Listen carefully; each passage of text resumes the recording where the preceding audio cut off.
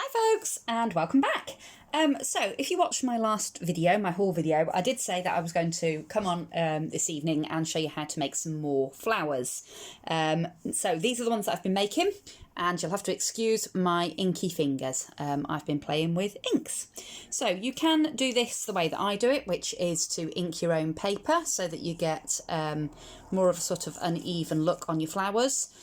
Which I like, or you could use coloured paper in the first place, and then you wouldn't have to get quite as inky as I've been getting. So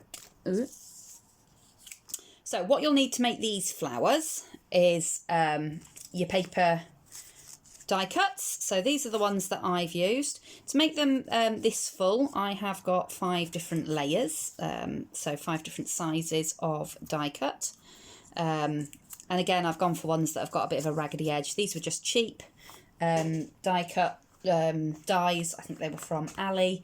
And I've cut 2 layers at a time. And this is actually reasonably thick. I'm using pastel paper by De La Rowney, but you can use pretty much anything. I've used watercolour paper. I've used cheap drawing paper. It does need to be able to stand up to a bit of water. But just try what you've got, I say, because I've done this technique with lots of different types of paper. If you're going to colour it yourself, you're also going to need something to colour it with. So for the darker one, I used some of the Lindy's Stamp Gang spray. And for the lighter one, I actually used some Distress Oxide. I just smushed it down onto the pad and then spritzed some water on to make a colour wash. And then I've just gone over the edges of both of the flowers with a little bit of faded jeans in Distress ink, just to sort of emphasise the ends. You're also going to need either a hole punch, but you want a really small hole punch, or you could just do it with a pokey tool on a piercing mat. That would be fine too. You're going to need something to glue your layers together with, so you can use white glue, or I use hot glue for these ones. Because I don't need a hole to put the stamen through, I will use hot glue for these ones, but obviously if you're going to put stamen in them, then I'd probably stick with the white glue. You're also going to need a brad, and this is key to this particular technique. Okay, so let's start. I'm going to move these ones out of the way because it can get a little bit messy. So to begin with, all I'm going to do is spritz some of the Lindy's down onto this silicone mat that I've got down. I'm going to water it down a little bit this time because the blue, as beautiful as it was just a little bit brighter than I wanted it on the darker of the 2 flowers. So I've just watered that down a bit and we'll see what that does. I've also now got the die cuts, so all you're going to do is just dip them into this this water. And like I say, you don't have to do this bit. You could just do it with coloured cardstock. You would still need to make them damp, so you would still spritz your water, and you do want them reasonably damp. They don't need to be dripping, but you do want them reasonably damp. So you're just going to go through and make sure that each layer of your flower is damp, whether that's with your inky water or whether that's with just plain water, and that's your preference. I like getting inky. I didn't think about the fact I'm at work tomorrow, so I'm going to have to try and get this ink off my hands before work tomorrow, but you know, never mind. And layer number 5. Now obviously you could do this in sort of production line style, and you wouldn't waste any of your ink then, but I'm just going to mop it up for the purpose of the video. But normally I would just go through and, you know, keep adding spray and water and until I'd got all the petals that I'd die cut coloured. Okay, once you've done that and you've got your 5 layers, all you're going to do is get them in size order, offset them and lay them one on top of another, like so. Doesn't have to be perfect, just, you know, there or thereabouts. Once you're at that level, then what you want to do is make a hole roughly in the centre of all of your flowers. Again, it doesn't need to be 100% accurate, she says, faffing around. but you do want to sort of get it sort of reasonably centered. Now, and like I say, you don't have to do this with a hole punch. You could put it on a flower shaping mat and use a pokey tool. Okay, so get it off my punch.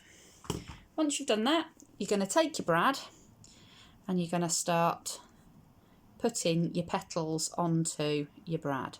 And as you put them on, you're going to crumple them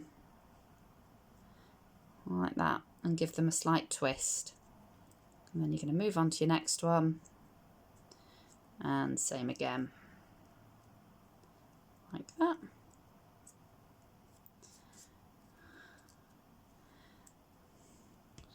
So all I'm doing is putting each layer on, crumpling it up as it goes on, like so. And there's no sort of pattern to it, you just want to crumple it around the head of that brad. I tend to give them a good squeeze and then a little bit of a twist. And this is why I say you need a bit of paper that's going to stand up to the moisture and stand up to a bit of, you know, roughness. So,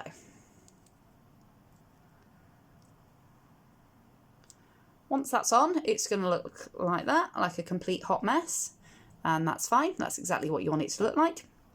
And you're now either going to set that aside to dry overnight, or if you're impatient like me, you're going to chuck it in your saucepan and heat it with a heating tool. So this is one that I did just now. And all I'm going to do is gently start to unfold the petals on this flower, like so.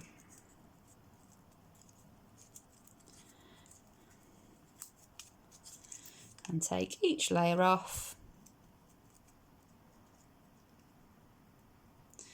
being careful not to sort of tear it. If you find that once you get some of the outer layers off, it's still quite damp and, you know, there's a tendency to tear it as you're trying to take it off, just bung it back in and dry it for a little bit longer. And what you're going to do is get all the way to the point where you've got your brad out. You now don't need your brad anymore, and you've got your layers of your petal. Now mine are still slightly damp, so I'm just going to pause the video and give it another quick blast with the heat tool. Okay, so these are now really nice and dry. And they're quite crispy, so all I'm going to do is just open out the petals a bit. I don't want to take out all of the shape and you know, creases and things that I've put into them, but I do want I want it to be opened up a little bit more. Now this is all down to personal preference, and I would say have a look at what dies you've got and just play with what dies you've got. You can do this with any shape, you know, any size. You can put as many layers or as few layers onto your flower as you like. So on mine, another way that I like to do it is to put more outer layers and less inner layers. You know, every sort of element that you change will make your flower look slightly different. So all I'm doing is just opening them back up, just because obviously that's going to make my flower look a little bit fuller. So all the way down.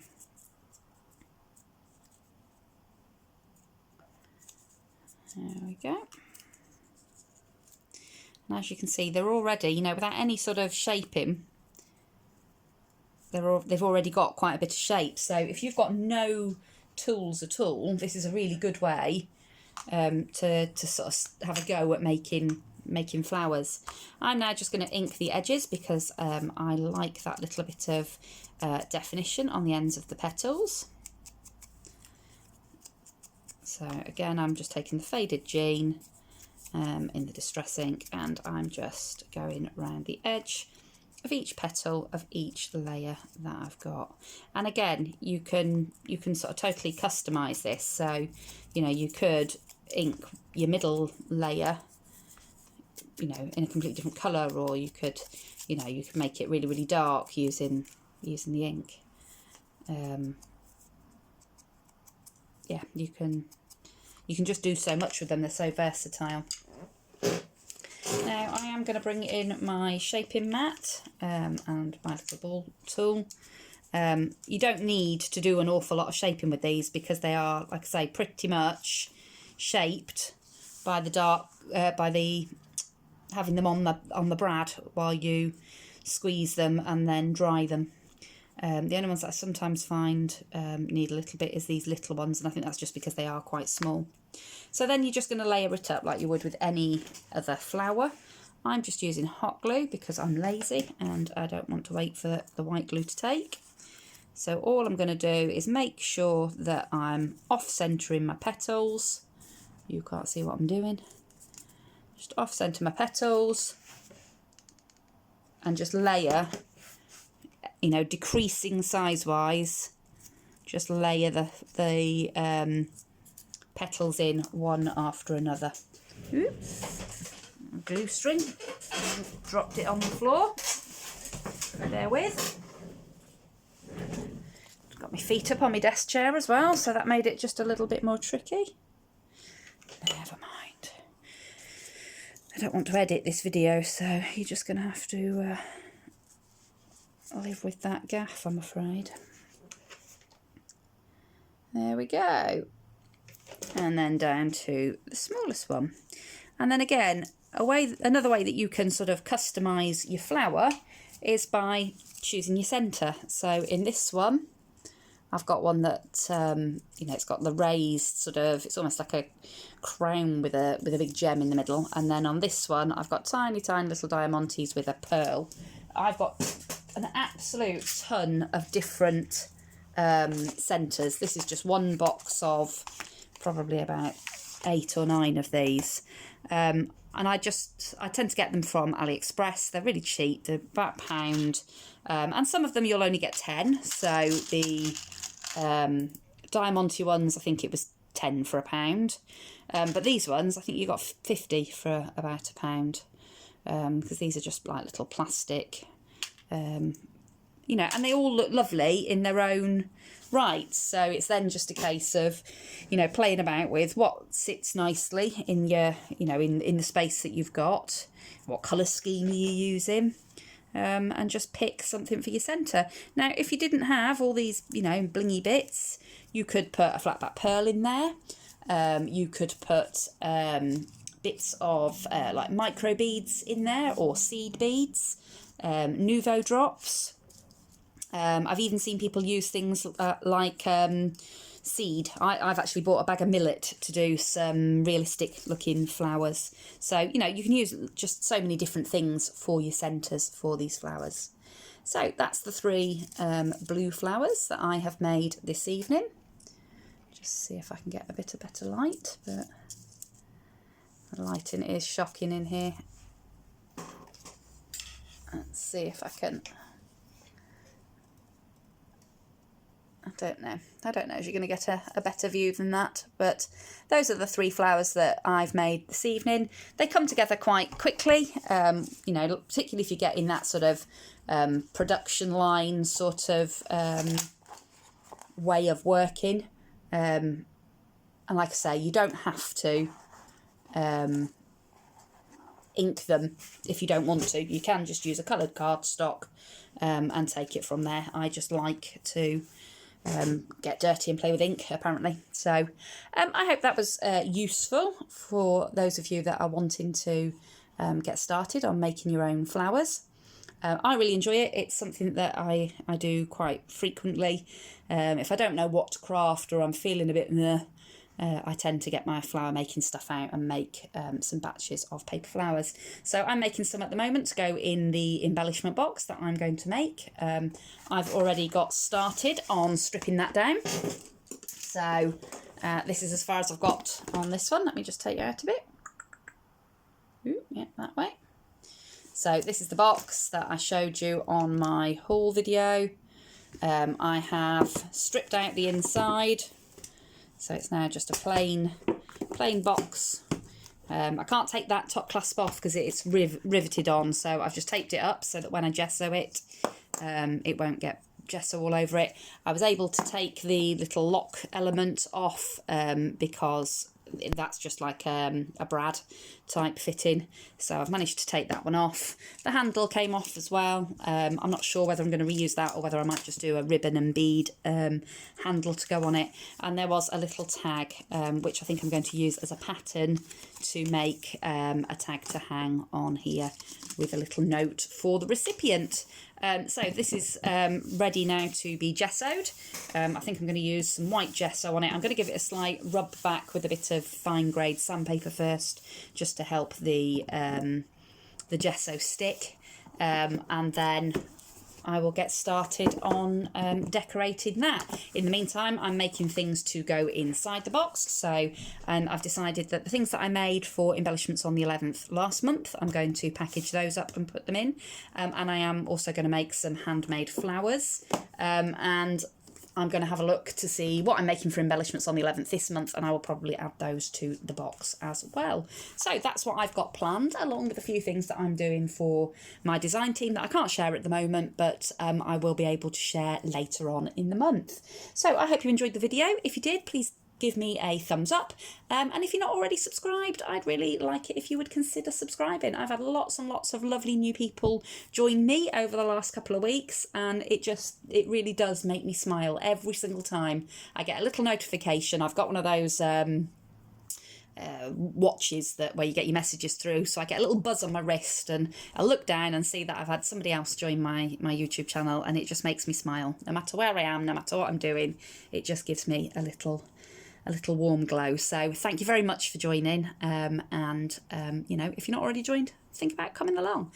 Anyway, I've waffled on for long enough again, so I'm gonna let you guys go, and I will see you all again very soon in the next video. Bye for now.